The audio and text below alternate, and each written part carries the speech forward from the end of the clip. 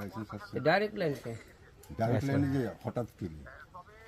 হঠাৎ করে পরিস্থিতির উপরে যে কাঁঠাল বাগানটা একদম ঠিক আছে আচ্ছা রাখেন, গ্রাহক এসছে গ্রাহক এসছে। পরিস্থিতি বুঝলে তো হবে না বাবা পাতা একেবারে হয়ে গেছে। আরে বাবা সেই চিন্তা দাঁড়াও কথা বলছি যে আপনার পাশের বাড়ি থেকে লাইন নিতে পারতেন, সাইড লাইন নিতে পারতেন, টাকা দিয়ে দিতেন তোর। আরে বোরিং তো করা অনেক আগের মনে হয়, বোরিং তো এটাই বলছি। তো আপনি আবাসিক মিটার নিতেন, তাহলে বাণিজ্যিক মিটার নিতেন।